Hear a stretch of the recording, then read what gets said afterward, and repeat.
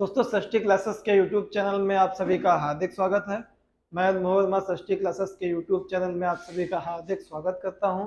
दोस्तों आज का जो हमारा प्रकरण है, टॉपिक है, वो है संयुक्त व्यंजन से संबंधित। इससे पहले मैं आपको द्विगुण या उत्क्षिप्त व्यंजनों के बारे में बता चुका हूँ।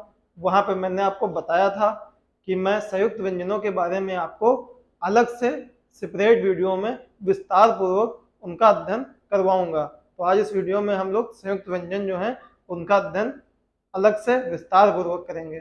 जैसा कि मैंने आपको बताया था कि हिंदी भाषा में टोटल 4 संयुक्त व्यंजन हैं, छा, त्रा, ज्ञा और स्रा। ठीक है, तो चूंकि ये व्यंजन हमारे मूल व्यंजन नहीं है, ये दो दूसरे जो हमारे मूल व्यंजन होते हैं उनसे मिलकर बने होते हैं। तो मैं इस वीडियो में यही बताऊंगा कि ये किन किन व्यंजनों से मिलकर बने हैं। जो क्वेश्चन हमारे पेपर्स में पूछे जाते हैं बार बार, तो उनका समावेश मैंने अपने इस वीडियो में किया हुआ है। देखिए, जो हमारा छा होता है ये का और सा से मिलकर बना होता है। तो यहाँ पे देखने योग्य चीज है, जो हमारा क्वेश्चन आता है वहां पे हमें एग्जामिनर कैसे फंसाता है, बस वो चीज हमें देखनी है। देखिए, अगर छा के नीचे हमारा हलंत लगा हुआ है तो हमारा जो का और शा होगा, क्योंकि ये का और सा से मिलकर बना हुआ है, और मैं आपको बता ही चुका हूं कि हमारे जितने भी व्यंजन होते हैं, जैसे का होता है तो इनका स्वतंत्र उच्चारण तो संभव नहीं होता है, तो ये खुद इनके नीचे हलंत होता है। जब इसमें हम आ मिला देते हैं, स्वर मिला देते हैं, तब ये का हो जाता है। ठीक है, तो ये चीज आप लोगों को पता ही होगी, मैं बार बार अपने वीडियोस में बता ही चुका हूँ आप लोगों को। तो यहाँ पे देखिए, का और शा, अगर छा के नीचे हलंत लगा है तो का और शा दोनों के नीचे हलंत लगा होगा। और एक दूसरा केस जो होता है, देखिए पहला हमारा केस है, जो हमारा दूसरा केस होता है उसमें कभी कभी छा के नीचे हलंत नहीं लगा होता है, और फिर वो पूछता है कि ये किन दो मूल व्यंजनों से मिलकर बना है। तो ये चीज आप देखिए, हलंत लगा है तब तो आप बहुत आसानी से बता देंगे का और शा, और दोनों के नीचे हलंत लगा होगा, क्योंकि यहाँ पर भी हलंत है तो यहाँ पर भी हलंत होगा। लेकिन जब छा के नीचे हलंत नहीं लगा होगा, तब देखिए का के नीचे तो हलंत लगा होगा, लेकिन इस शा में हम स्वर मिला देंगे, तो जैसे ही स्वर हम मिलाएंगे तो इसका हलंत गायब हो जाएगा। तो ये जो हमारा छा है वो का और शा से मिलकर बनेगा, लेकिन का के नीचे हलंत लगेगा, शा के नीचे हमारा हलंत नहीं लगेगा। बस यही चीज हमें ध्यान रखनी है। इसको फिर से रिकॉल कर लेते हैं। देखिए, छा जो हमारा है वो का और शा से मिलकर बनता है। ध्यान देने योग्य बात यह है कि अगर यहाँ पे हलंत लगा है तो का और शा दोनों में हलंत लगा होगा। यहाँ पे अगर हलंत नहीं लगा है तो का में तो हलंत नहीं लगा होगा, हलंत लगा होगा, लेकिन शा, ये जो शा है इसके साथ हम स्वर को मिला देंगे, और जैसे मैंने आपको बताया जैसे हम स्वर को मिलाएंगे तो इसका अपना पूरा रूप हो जाएगा, और ये शा मिलकर, शा के साथ मिलकर ये सा बना लेगा। तो जब छा के नीचे हलंत नहीं लगा होगा तो हमारा छा जो है वो का से मिलकर बना होगा और शा से मिलकर बना होगा। बस का के नीचे हलंत लगा होगा, शा के नीचे हलंत नहीं लगा होगा। दोनों केस में यही डिफरेंस है। जब हलंत लगा है तो सा के नीचे भी हलंत लगा है, जब हलंत नहीं लगा है तो ये दूसरे सा के नीचे भी हलंत नहीं लगा होगा। बस यही क्वेश्चन बार बार पूछा जाता है, और यहीं पे जो हमको कंफ्यूज करने की कोशिश की जाती है, तो ये आप लोग ध्यान रखेंगे। इसके अलावा त्रा, देखिए त्रा ता और रा से मिलकर बना होता है। इस केस में भी यही होगा, अगर यहाँ हलंत लगा होगा तो दोनों पे हलंत लगेगा, अगर यहाँ पे हलंत नहीं लगा होगा तो जो दूसरा हमारा रा है इसके साथ में हम आ मिला देंगे तो रा पे हलंत नहीं लगा होगा सेम। और जब रा पे हलंत नहीं लगा होता है तो ये रा का क्या होता है, रा का पदेन रूप होता है, रा का पदेन रूप। और इसकी मात्रा लगती है इस तरह से नीचे, इस तरह से और इस तरह से। जैसे क्रिकेट आप लिखते हैं तो ये वाली मात्रा लगाते हैं क्रिकेट, और जब ट्रक लिखते हैं तो ये वाली मात्रा लगाते हैं। तो ये दोनों मात्राएं कैसे लगती हैं इसके बारे में मैं आपको विस्तार पूर्वक बता चुका हूं। तो ये चीज आप लोग ध्यान रखेंगे, और मेरे प्लेलिस्ट में जाके देख सकते हैं कि का जो पदेन रूप है उसकी ये वाली मात्रा और ये वाली मात्रा जैसे क्रिकेट में लगी हुई है और ट्रक में लगी हुई है, तो आप वहां पे विस्तार से उसका अध्ययन कर सकते हैं। और मैंने वहां पे इन शब्दों का वर्ण विच्छेद करके भी बताया हुआ है, क्योंकि पेपर में ट्रक शब्द का वर्ण विच्छेद भी आ जाता है। ठीक है, तो यहाँ पे हम देख लेंगे। और अगर रा का ये वाला हलंत वाला रूप होगा, रा का जो हलंत वाला रूप होता है इसको हम कहते हैं रेफ रूप। क्या कहते हैं? रेफ रूप। रेफ रूप।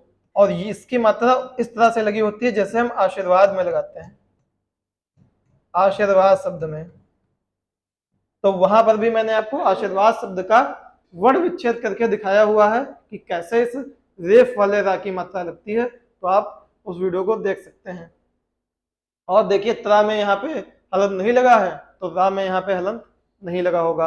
और इस त्रा को हम इस तरह से भी बना देते हैं, इस तरह से। तो ये दोनों ही मानक होते हैं, तो आप दोनों को किसी भी तरह से बना सकते हैं। चाहे इस तरह से त्रा बना लीजिए, चाहे इस तरह से त्रा बना लीजिए। ये ता के अंदर रा लगा हुआ है, क्योंकि मैंने अभी आपको बताया है ये वाला रूप रा का कौन सा रूप है? पदेन रूप है। जैसे क्रिकेट में लगा है उसी प्रकार ता में भी ये लग जाएगा। इसी तरीके से देखिए, ता बनाएंगे, ता के अंदर ये इस तरह से इसकी मात्रा लगा देंगे रा की, जैसा क्रिकेट में लगा दी है। तो चाहे आप त्रा इस तरह से लिखिए, ये त्रा और ये त्रा दोनों ही रूप जो है हिंदी में चलते हैं, और दोनों रूप मानक हैं, दोनों ही रूप मान्य हैं। ठीक है। ज्ञा देखिए, ज्ञा हमारा जा और ज्ञा से मिलकर बनता है। जा और ज्ञा से मिलकर बनेगा, तो सेम इसमें भी होगा। अगर यहाँ पे हलंत लगा होगा तो जा और ज्ञा दोनों में हलंत लगेगा। और अगर ज्ञा में हलंत नहीं लगा होगा तो इस ये जो हमारा ज्ञा है इसमें हम स्वर मिला देंगे। तो देखिए यहाँ पे हलंत नहीं लगा होगा। तो अगर ज्ञा में हलंत लगा है तो जा और ज्ञा दोनों पे हलंत लगा होगा। अगर ज्ञा में हलंत नहीं लगा है तो जा और जा पे तो हलंत लगा होगा, लेकिन इस ज्ञा पे हलंत नहीं लगा होगा, इसमें स्वर मिला दिया जाएगा। अगला देखिए, श्रा। श्रा किससे मिलकर बनता है? श्रा मिलता है सा, संयम वाला सा, और रा से मिलकर। ठीक है। और अगर यहाँ पे हलंत नहीं लगा होगा तो इस रा में हम क्या करेंगे? इस रा में हम स्वर मिला देंगे, और ये रा का देखिए इसी तरीके का पदेन रूप हो जाएगा। ठीक है, पदेन रूप हो जाएगा। तो बस यहाँ पर भी वही चीज ध्यान रखनी है, कुछ नया यहाँ पे लॉजिक नहीं है।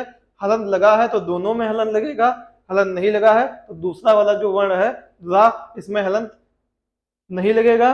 और एक जो विशेष चीज और है यहाँ पे हमारी, वो है जो मैंने आपको श्रृंगार और श्रृंगार कैसे लिखा जाए सही, वो भी वीडियो पड़ी हुई है। तो वहां पे मैंने आपको बताया था जो हमारा श्रा होता है। जैसे अगर हम शा को, शा में अगर हम रा मिलाएंगे तो जैसे हमने का में रा मिलाया था तो ये इस तरह से हो गया था, इस तरह से। तो सा भी इस तरह से हो जाएगा। तो ये जो श्रा है इसको इस तरह से भी लिखते हैं। तो यानी कि ये श्रा और शा ये दोनों एक ही हैं। ठीक है। तो इन दोनों को एक तरह, जैसे आप श्रमिक लिखते हैं तो आप श्रमिक ऐसा लिखिए, श्रमिक। या आप श्रमिक ऐसा भी लिख सकते हैं, श्रमिक। दोनों रूप इसके सही हो जाएंगे। लेकिन आजकल प्रचलन में यही ज्यादा है, ये हमारे प्रचलन में नहीं है। सेम इसी तरीके से मैंने आपको बताया था, जो हमारा ये चीज है, ये इसमें हमारा शा होता है और ऋण होता है। जो हमारा श्रृंगार में जो ये चीज होती है ये हमारी शा होती है और ऋण होती है। तो जब ऋण इसमें लगेगी शा में तो ये इस तरह से भी हो जाएगा। तो चाहे आप जो हमारा श्रृंगार का कॉन्सेप्ट था वो आप इस तरह से लिख लें श्रृंगार, या इस तरह से लिख लें, दोनों तरीके से सही है। लेकिन आज का प्रचलन में ये वाला चल रहा है, ये वाला प्रचलन में कम है, लेकिन सही दोनों ही तरीकों से है। तो ये चीज आपको ध्यान हो गई होगी। अब जो सबसे विशेष बात है जो आप लोगों को जाननी चाहिए और जो हमारी हिंदी की थोड़ी सी कमी है वो मैं आपको बता रहा हूं। देखिए, जो हमारी हिंदी की थोड़ी सी कमी क्या है, थोड़ा जो विज्ञान शब्द होता है, विज्ञान, ये ज्ञानी वाले ज्ञा से बनता है। और जो हमारी हिंदी है, जो हमारी मानक हिंदी है, और जो हमारी देवनागरी लिपि जो हमारा हिंदी विभाग है, उसने जो ज्ञा का उच्चारण बताया है, जो ज्ञा का उच्चारण होता है, ज्ञा का उच्चारण वो जा के उच्चारण जैसा होता है। तो जहां जहां पर भी ज्ञा आएगा वहां वहां पर आप जा उच्चारित करेंगे। जैसे आप विज्ञान कहते हैं तो विज्ञान जो होता है ये उच्चारण सही नहीं होता है। विज्ञान का जो सही उच्चारण होता है वो होता है विज्ञान। विज्ञान ज्ञा जहां भी आएगा उसको आप जा पढ़ेंगे, विज्ञान। जैसे आपको पढ़ना है ज्ञान, तो इसका ज्ञान नहीं है, इसका होता है जान। जान विज्ञान। जैसे अगर आप कहें ज्ञान विज्ञान, ज्ञान विज्ञान, तो ये सही शब्द होता है। अगर इसका उच्चारण किया जाए तो ये बनता है जान विज्ञान। क्या बनेगा? जान विज्ञान। ठीक है। तो जहां पर भी श्रमिक जहां पर भी ये हमारा ज्ञा आएगा, ज्ञानी वाला ज्ञा, तो इसका उच्चारण जा के जैसा ही होता है। तो जैसे कि आप विज्ञान का उच्चारण इस तरह से करते हैं विज्ञान, जो कि सही नहीं है। सही उच्चारण इसका जो एनसीईआरटी ने बताया है, जो हिंदी विभाग ने बताया है, उसने कहा है जहां पर भी ज्ञानी वाला ज्ञा है उसका उच्चारण आप जा की तरह ही करिए, जो सही उच्चारण है। तो अगर इस तरह से हम करें तो विज्ञान का उच्चारण क्या बनेगा? जब ज्ञा का उच्चारण जा के जैसा होगा तो विज्ञान ना कह के हम क्या कहेंगे? विज्ञान कहेंगे, विज्ञान। ठीक है। तो ऐसे ही अगर हम ज्ञान विज्ञान का करें तो हो जाएगा जान विज्ञान। ठीक है। ये चीज जो है ये हमारी हिंदी भाषा की थोड़ी सी कमी है। एक आधी कमियां और हैं, वो भी मैं आपको जैसे जैसे मेरे वीडियो बनते रहेंगे, जब मैं वो टॉपिक आपको बता रहा हूँगा तो वहीं पर मैं आपको ज्यादा कमियां हैं नहीं दोस्तों। एक ये है, एक दो कमियां और हैं बस, इसके अलावा हिंदी भाषा में कोई ज्यादा कमियां नहीं है। तो जब मैं वो टॉपिक आपको पढ़ाऊंगा तो वहां पर जो कमी हमारी आएगी तो वहां पर भी मैं आपको बता दूंगा। क्योंकि एग्जाम की दृष्टि से तो ये इंपॉर्टेंट है नहीं ज्यादा, लेकिन आपको पता होना चाहिए हमारा सही उच्चारण। जो हमारी एग्जाम की दृष्टि से इंपॉर्टेंट था वो जो हमारा संयुक्त व्यंजन था, उसका जो हमारा रूप था, कैसे उसको हम तोड़ते हैं, कैसे कैसे संयुक्त व्यंजन हमारे मूल व्यंजनों से मिलकर बना होता है। तो ये चीज आपको ध्यान रखनी है। लेकिन आज से आप लोग ये भी चीज, भले ही आप विज्ञान को विज्ञान ही पढ़ें, कोई ऐसा नहीं है, क्योंकि आजकल अब प्रचलन में तो विज्ञान ही आ चुका है, तो विज्ञान ही पढ़िए आप लोग। लेकिन आपको पता होना चाहिए जहां पर भी ज्ञा आएगा तो उसका उच्चारण जो हमारी मानक हिंदी कहती है उसका उच्चारण हम जा की तरह करेंगे। तो विज्ञान का सही उच्चारण विज्ञान विज्ञान होगा, ना कि ये विज्ञान होगा इस तरह से। तो ज्ञान विज्ञान का अगर उच्चारण हम करेंगे तो जान विज्ञान हो जाएगा। ठीक है। ये चीज आप लोग ध्यान रखिएगा। ऐसे ही दोस्तों इंटरेस्टिंग वीडियो मैं आप लोगों के लिए बनाता रहता हूँ, तो आप लोग मेरे चैनल को पहले तो सब्सक्राइब कर लीजिए और वीडियो को लाइक शेयर कमेंट कर दीजिए। और अगले वीडियो ऐसे ही रोचक वीडियो में हम लोग आपसे फिर मिलते हैं। तब तक के लिए दोस्तों धन्यवाद।